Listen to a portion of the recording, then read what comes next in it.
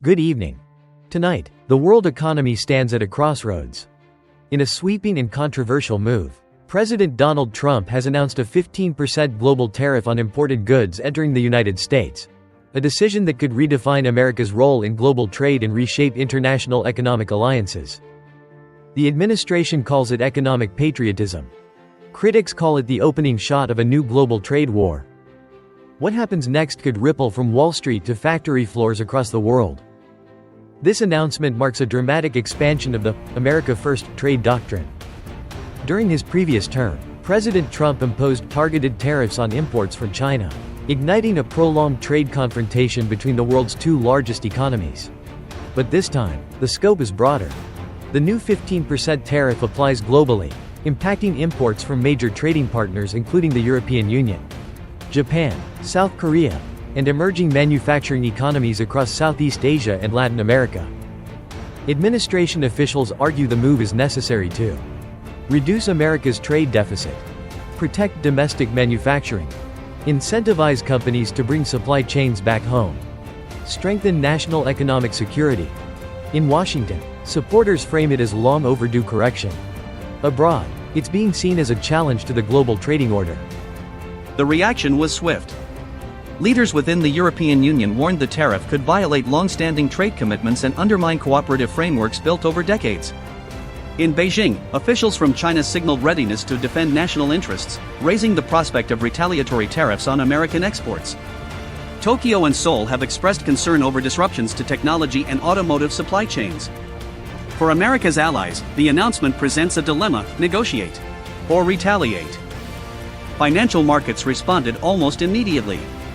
Major U.S. indexes saw volatility as investors assessed the potential impact on corporate earnings and supply chain costs. The U.S. dollar strengthened temporarily as global investors sought stability.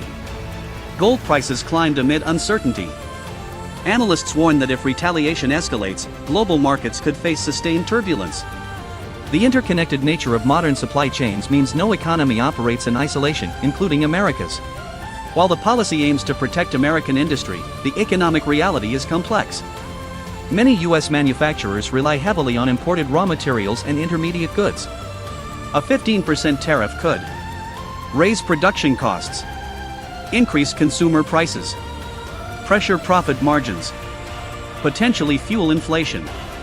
Retailers, automakers, technology firms, and agricultural exporters are all in. Some industries, particularly steel and certain domestic producers, may benefit in the short term. But for companies deeply embedded in global supply networks, the adjustment could be costly. One of the most vulnerable sectors could be American agriculture. If countries such as China or member states of the European Union impose countermeasures, U.S. exports of soybeans, corn, beef, and dairy products could face higher barriers abroad. During previous tariff disputes, American farmers required federal assistance packages to offset export losses. A renewed escalation may revive those pressures. The administration frames the tariff not only as economic policy but as strategic defense. Officials argue that critical industries, including semiconductors, pharmaceuticals, energy infrastructure, and advanced manufacturing, must not remain dependent on foreign suppliers. In a world increasingly defined by geopolitical competition, economic leverage has become a tool of national security. Supporters say the tariff strengthens America's resilience. Opponents argue it risks isolating the country from global innovation networks. Since the end of World War II, the United States has played a central role in shaping a rules-based global trading system. Institutions and agreements were built around open markets and cooperative dispute resolution.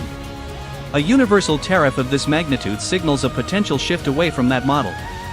If other nations respond with similar across-the-board duties, the world could move toward fragmented trade blocs, regional alliances prioritizing internal supply chains over global integration. That would mark one of the most significant economic realignments in modern history. Domestically, the move energizes a core political message: protecting American workers. Manufacturing communities that have faced decades of job losses due to globalization may see the policy as a long-awaited course correction. Yet economists remain divided on whether tariffs alone can restore large-scale industrial employment in a highly automated economy. The coming months will test whether voters prioritize price stability or protectionist resolve. Several scenarios are now possible. Negotiations begin quickly, using the 15% tariff as leverage. Trading partners retaliate, triggering a cycle of escalation. Markets stabilize as companies adapt and diversify supply chains. Global growth slows as uncertainty dampens investment. The outcome will depend on diplomacy, economic resilience, and political will on all sides. President Donald Trump has once again placed trade policy at the center of American political debate. The 15% global tariff is more than a tax on imports, it is a signal. A signal that the United States is willing to redraw the boundaries of globalization in pursuit of domestic strength. Whether this strategy leads to renewed American industrial power or a broader global slowdown remains to be seen. But one thing is certain. The era of predictable global trade may be entering a new and uncertain chapter.